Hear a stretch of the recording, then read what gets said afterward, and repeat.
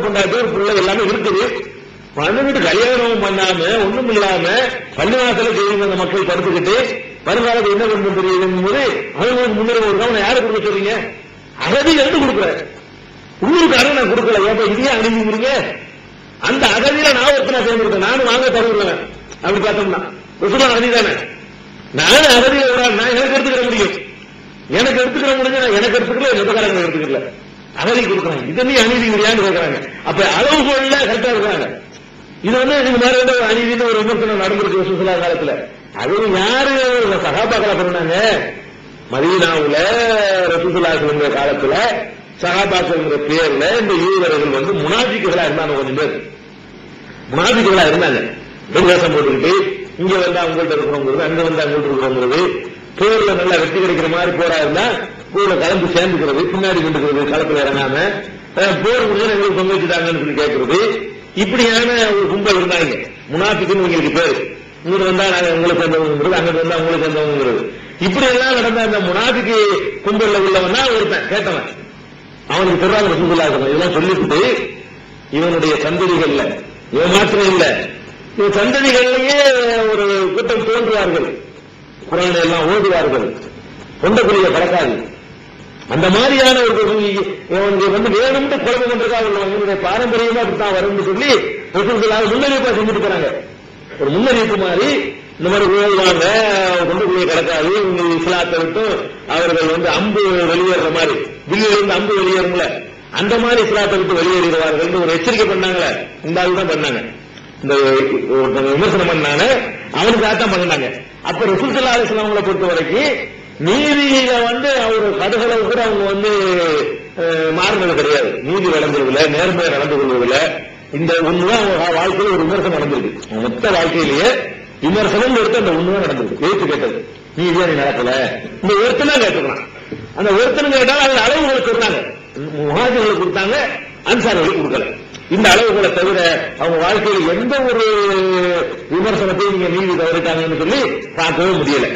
அதே மாதிரி கொடுக்கறதுல கூட பாருங்க, கொடுக்க நினைச்சாலும் நம்மகிட்ட எப்படி நடந்துக்கிறான்னு அதை பற்றி நம்ம மாறுவோம். கொடுக்கணும்னு நினைச்சிட்டு இருப்போம். திமிரா கேட்டான்னு வைங்களேன், கடன் கொடுக்கறது கூட கொடுக்க மாட்டோம். ஒரு ஆளுக்கு 1000 ரூபாய் கடன் வாங்கிட்டாங்க, இன்னைக்கு கொடுக்கணும் முடிவு வச்சிருக்கோம். கேட்க வரும்போது என்ன கூட அப்படின்னு வைங்களேன், கொடுக்க நினைச்சு மாத்திக்கிறோம். கொடுக்கணும்னு இருந்த உங்களுக்கு திமிரா 1000 ரூபாய் இருக்கிற அது எத்தனை போறாங்க அப்படின்றோம். நம்மளை சீண்டுனா கொடுக்க நினைச்சா கொடுக்க மாட்டோம். பொதுவா மற்ற சாதாரணமா கொடுக்க நினைச்சா கூட நம்மளை சீண்டி காத்துட்டான்னு வைங்களேன், அது நம்ம நாணயத்தை உரசி பார்க்கறது பெரிய அளவு. நம்ம டக்குன்னு அப்படி பல்கி அடிச்சிருவோம், இருக்கிறது இல்லைன்றுவோம், வாங்கினதே நீ எப்படி வாங்கணும்ன்றோம். கடனை வாங்கிட்டு கூட கண்ணை நானே வாங்கின ஆதரவு இல்லையா அப்படின்றோம்ல, ஒழுங்காக லேட்டா கொடுத்துருப்போம். அது திமிரா கல்வி செய்வோம். ஆதரவு இருக்கா, வாங்க காட்சி இருக்கா, எதுக்கு வந்திருக்கா, வச்சிருக்கிறியா அப்போ இப்படின்னு சொல்லிடுவோம். ரசூல் ஸல்லல்லாஹு அலைஹி வஸல்லம் பாருங்க, அந்த கொடுக்கறதுல இதெல்லாம் ஒரு யோசிச்சு பார்க்கிற அளவுகள். சீன்றதுல எந்த அளவுக்கு கேட்டா அந்த கள்ளி மரம், கள்ளி செடி இருக்குல்ல, கள்ளி இல்ல, அந்த கருவேல மரம், முள்ளு வேலைக்கு வருவாங்க, இருக்கு காட்டு கருவேமாங்க. அப்ப ஒரு நாள் ஒரு ரசூலுல்லாஹ் போயிட்டு இருக்கும்போது முகமது தெரிவித்தாரு, முகமதே அவங்களுக்கு ஒரு மாட்டம் கொடுக்கணும், துண்டை பிடிச்சி இப்ப கழுத்தை நறுக்கிக்கிட்டு எனக்கு எல்லாம் கொடுக்குறாரு.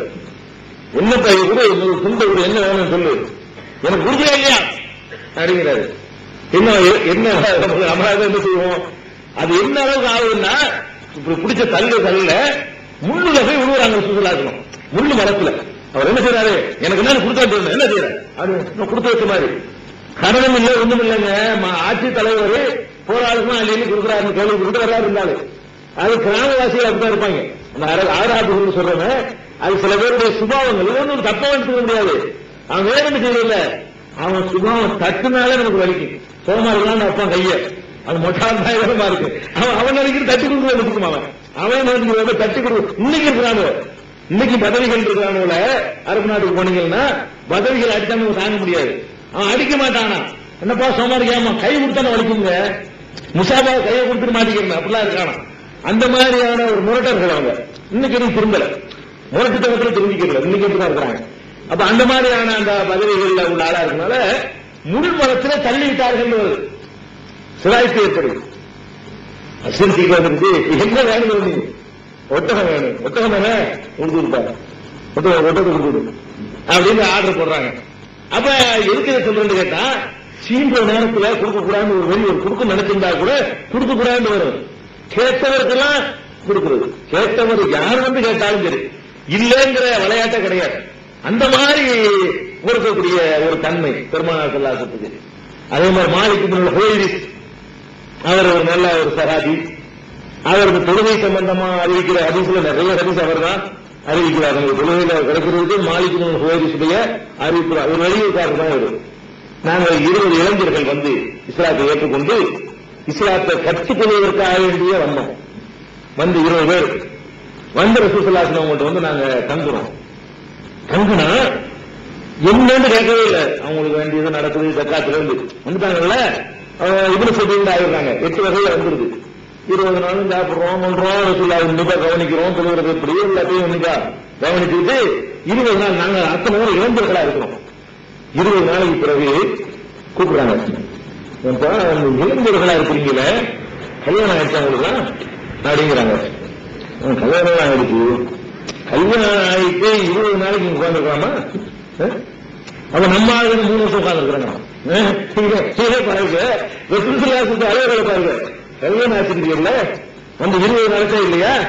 அப்ப சொல்றாரு, இவ்வளவு ஒரு அந்யோன்யமும் அன்பும் ஒவ்வொன்றையும் அக்கறை செலுத்தக்கூடிய ஒருத்தரை நாங்க எங்க வாழ்க்கையில முதல்ல பார்க்கிறோம். அவங்க சொல்றாங்க, அந்த மாலிக் இப்னு ஹுவைரிஸ் முதல்ல பார்க்கிறோம். இதெல்லாம் கேட்கறாங்க, கல்யாணம் பண்ணிட்டீங்கல்லப்பா, 20 நாளா கிடக்குறீங்க, போய் ஜாலியா சந்தோஷமா இருப்பீங்களா? இங்கே வந்து கலந்துகிட்டு இருந்தா என்ன அர்த்தம்? தீன தெரிஞ்சுக்கிட்டு வந்துருக்கீங்க. அதனால நீங்க என்னென்ன செய்யணுமோ நல்லது சொல்லிடுற மொத்தமா. நீங்க முதல்ல போய் குடும்பத்தில் சந்தோஷமா இருங்க. ஒரு அளவுக்கு மேல நீங்க குடும்பத்தோடு புரிஞ்சிருக்க கூடாதுன்னு சொல்லி அந்த இளைஞர்களை பார்த்துட்டு, இளமையை பார்த்துட்டு, இவங்க வந்து அவங்களுக்கு ஒரு ஆசை இருக்குது, அவங்களுக்கு உணர்வுகள் இருக்குன்னு சொல்லி அவங்களை பிடிச்சி அனுப்பி வைக்கிற அளவுக்கு இப்படி எல்லாத்தையும் உன்னிப்பா கவனிக்கிறது. எல்லாத்தையும் மக்களுடைய விஷயங்கள்ல ஒவ்வொரு விஷயத்திலையும் உன்னிப்பா கவனிக்கக்கூடிய காட்சியை பெருமானார் ஸல்லல்லாஹு அலைஹி வஸல்லம் வாழ்க்கையில பார்க்கிறோம். இப்படி எதுவுமே வந்து ரொம்ப டீப்பாக அந்த மக்களுக்கு நன்மை தரக்கூடியது, இவனுக்கு என்ன தேவை, அவனுக்கு என்ன தேவை, இவருக்கு கொண்டாட்டிதான் தேவைங்கிறதெல்லாம் கண்டுபிடிக்கணும் இல்லைங்க.